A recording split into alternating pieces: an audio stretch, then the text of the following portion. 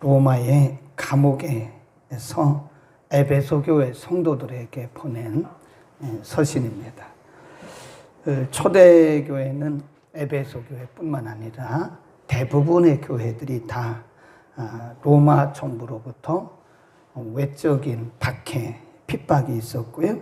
또 내적으로는 유대인들로부터 종교적인 그런 핍박, 박해, 조롱 이런 것들이 끊임없이 이어졌죠. 그러니까 믿음을 지킨다고 하는 것은 생명을 걸지 않으면, 목숨을 걸지 않으면 믿음을 지킬 수가 없는 그런 시대. 사도 바울은 그런 상황 속에서 복음을 믿고 예수를 믿는 성도들에게 제일 먼저 말한 것이 구원입니다. 오늘날로 말하면 구원론. 그러니까 이것은 무엇을 우리에게 말씀하냐면, 우리가 구원에 관한 확신만 있으면 이겨나가요. 그런데 상황이 아무리 좋아도 구원의 확신이 없으면 못 이깁니다.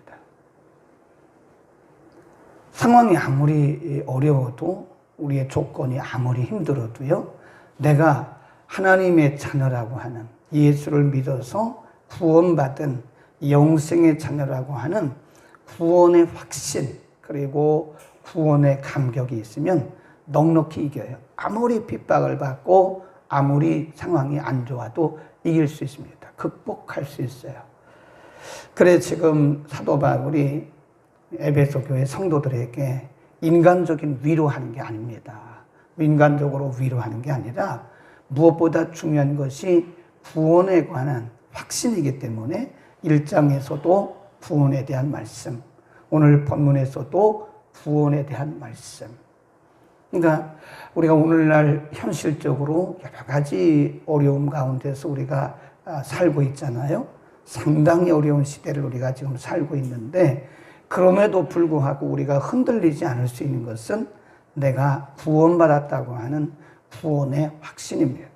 이 구원의 확신이 없으면 흔들리게 돼 있어요.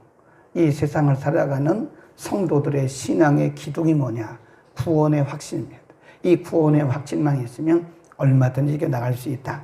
오늘 본문에 우리의 구원에 대해서 말씀하면서 전의 모습, 우리의 전의 모습은 어땠나? 그리고 지금은 어떤 모습인가? 1절, 2절, 3절 전의 모습입니다. 거기 보면 1절, 너희의 허물과 죄로 죽었었다. 그래서 죽었다. 이 시제가 죽었습니다. 완료형입니다. 너희는 전에 허물과 죄로 죽었었다.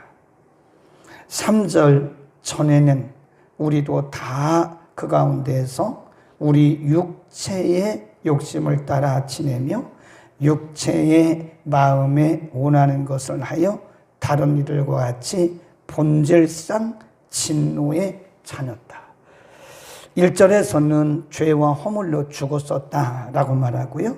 3절에서는 인간의 욕심을 따라 살아가는 육체적인 사람이었다, 그런 뜻이고요. 2절에서는 그때 너희가 그 가운데서 행하여 이 세상 풍속을 쫓고 공중의 권세 잡은 자를 따랐으니 곧 지금 불순종의 아들들 가운데 역사하는 영이라. 이게 누구죠? 사단의 영이에요. 사단의 영. 그러니까 구원받기 전에 인간의 모습이요, 그렇다는 거예요. 죄의 허물로 죽은 거예요. 그러니까 호흡은 하고 있지만 영적으로 죽어 있는 상태. 죽을 수밖에 없는, 그게 아니에요. 이미 죄와 허물로 죽은 상태, 죽었어요. 그러니까 복음이 없는 심령은, 믿음이 없는 사람은 사실 죽어 있는 상태예요. 그러니까 전도라고 하는 것은 죽은 영혼을 살리는 거예요. 네, 죽은 영혼들에게 생명의 복음을 전하는, 우리는 지금 생명의 복음을 전하고 있는 거예요. 그리고 또 2절에서는 뭐라고 그랬어요? 사단의 영을 따라간다. 그러니까 본인의 생각과 본인의 뜻대로 살아가는 것 같지만 사실은 사단의 권세 아래서 사단의 시키는 대로 하는 거예요.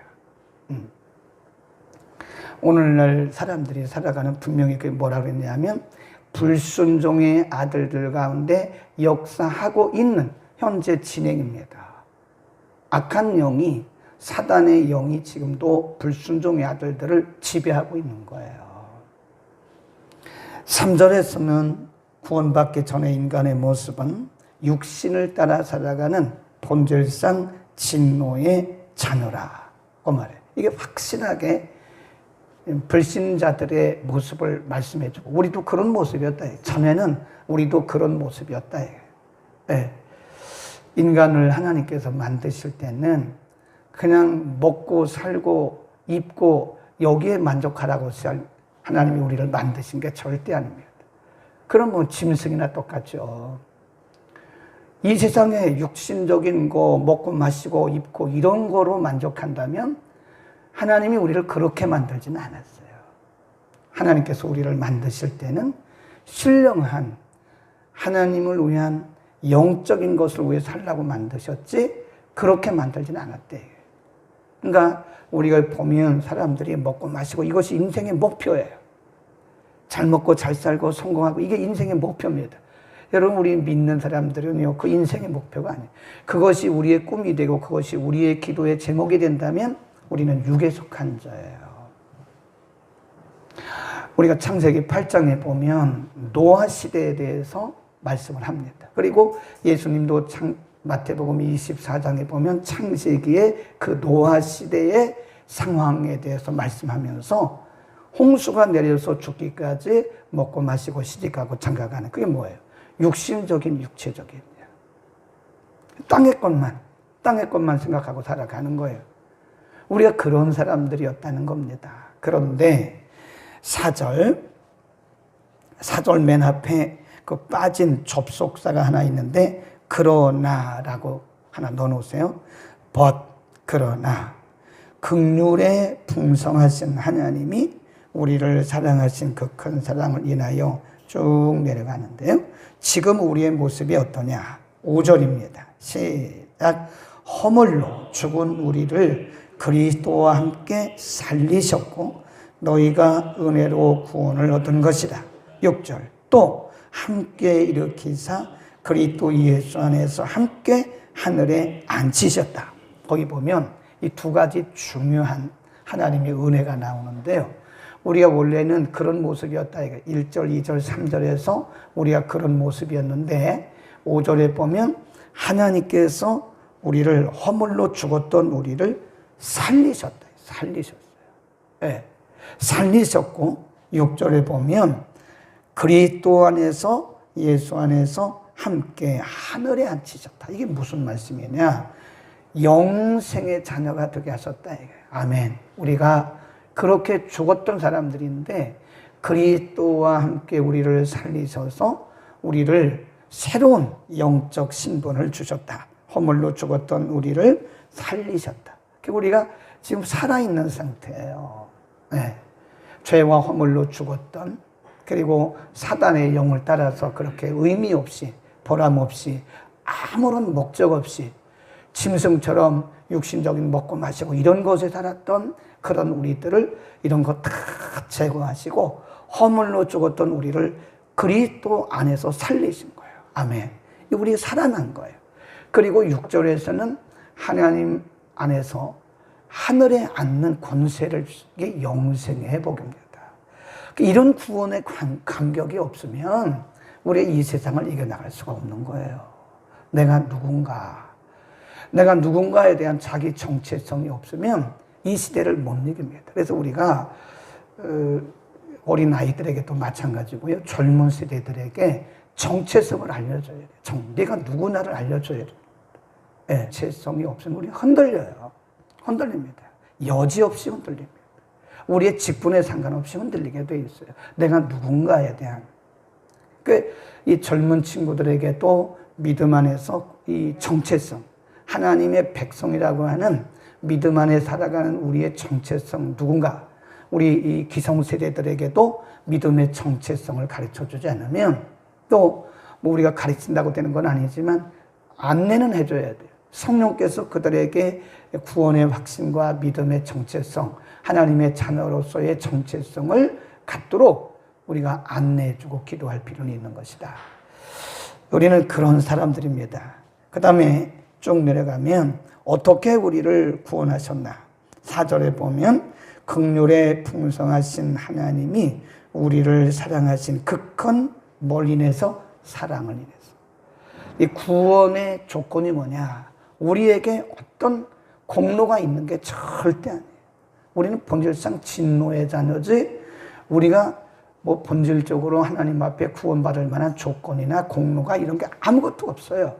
그냥 하나님의 큰 사랑을 인해서 우리를 구원해 주신 거다. 아멘. 그러니까 우리가 하나님의 사랑을 생각하면 눈물이 나야 돼요. 지옥 같은 사람, 지옥 갈 사람, 허물로 죽었던 나, 공로가 있어요? 우리가 무슨 조건이 구원받을 만한 조건이 있어요? 우리가 하나님 앞에 잘한 게 뭐가 있어요? 아무것도 없어요. 그런데 하나님이 그 큰 긍휼과 사랑으로, 사실 우리는요, 엄밀히 말해서 하나님의 사랑을 받을 만한 조건도 없는 사람들이에요. 하나님의 사랑을 받을 만한 조건조차 없는 사람들인데 하나님이 무조건 우리를 사랑해. 그게 아가페입니다. 그게 아가페예요. 우리가 조건을 따져서 하는 것은 절대 그 기독교 사랑이 아닙니다. 그건 일반인도 해요. 그거는. 성경이 말하는 사랑은, 하나님의 사랑은 아가페예요. 무조건 사랑. 그분의 긍휼로 우리를 덮어주신 거예요.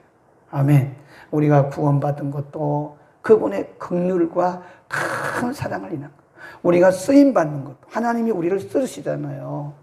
하나님이 우리를 이런저런 모양으로 써주시잖아요. 이게 얼마나 큰 하나님의 사랑의 표시인 줄 아세요? 우리가 하나님 앞에 쓰일 만한 조건이 아무것도 없어요. 내가 잘하는 게 뭐가 있어요?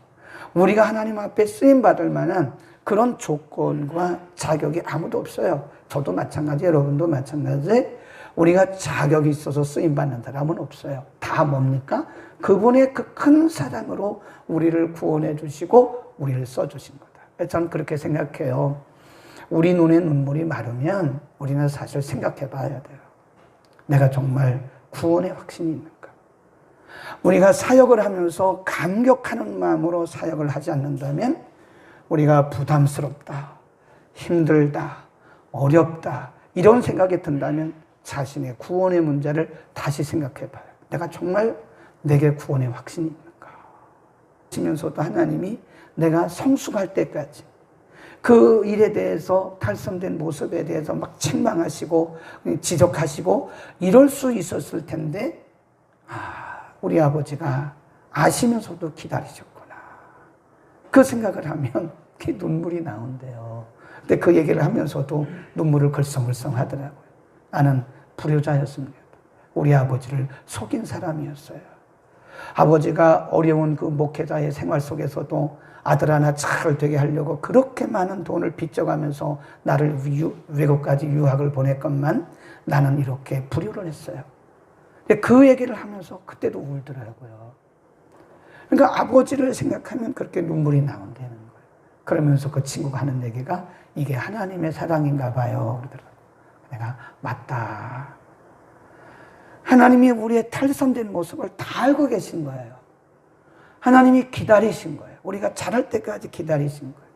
그 큰 사랑과 긍휼로 우리를 덮어주신 거예요. 우리 가운데 내가 이렇게 잘 살았다고 떳떳하게 말할 만한 사람이 아무도 없어요. 저를 포함해서. 떳떳하게 하나님 앞에 나갈 수가 없어요. 그런데 그리스도 안에서 하나님의 그 큰 사랑으로 우리를 덮어주신 거예요. 아멘. 그 다음에 8절 보세요.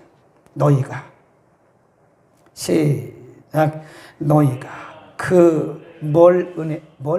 은혜를 인하여. 은혜란 말은요 카리스라고 하는 뜻인데요, 거저로 주는 빵 그런 뜻입니다. 거저 주는 것. 너희가 그 은혜로 인하여 믿음으로 말미암아 구원을 얻었나니 이것이 너희에게서 난 것이 아니요 하나님의 선물이다. 그래, 철저하게 구원은 하나님의 선물입니다.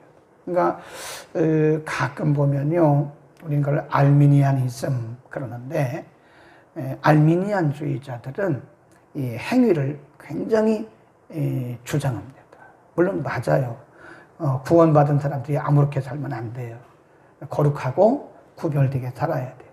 그러나 그 행위도, 그 윤리도 사실은 구원받은 자로서의 행위요 윤리지, 우리가 착하게 살고 선하게 산다고 해도 근본적으로 우리는 선할 수가 없어요. 근본적으로 착하게 살 수가 없는 본질적인 진노의 자녀들이에요. 그래 우리가 선하게 사는 이유는 구원받기 위해서 선하게 사는 게 아닙니다. 가끔 보면 이런 책면 본인이 충만할 때는 구원받은 것 같아요.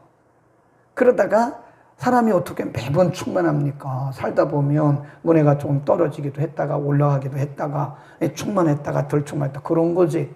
근데 계속 충만한 사람은 없어요. 말을 안 해서 그렇지 드물습니다. 없을 거예요, 드물기보다는. 그러니까 그분들의 특징이 뭐냐면 은혜가 충만하고 말씀이 충만할 때는 기분이 좋고 뭔가 있는 것 같아요. 막 은혜로운 것 같아요. 그러다가 뭐 부부간의 싸움도 할 수 있죠. 부모와 자녀 간의 갈등도 있을 수 있죠. 사람 간의 갈등도 있을 수 있죠. 물질적인 문제가 있을 수도 있죠. 몸이 아플 수도 있죠. 이런 어떤 이 세상의 문제를 만나게 되면 기가 팍 죽어요. 그 왜 그러냐? 물론 뭐 사람마다 다를 수는 있겠지만 그것은 어떤 구원에 대해서 하나님의 무조건적인 은혜가 은혜라고 믿기는 하지만 그쪽 마음 한쪽 구석에는 여전히 행위를 따르는 그런 것이 있기 때문에 그런 거다.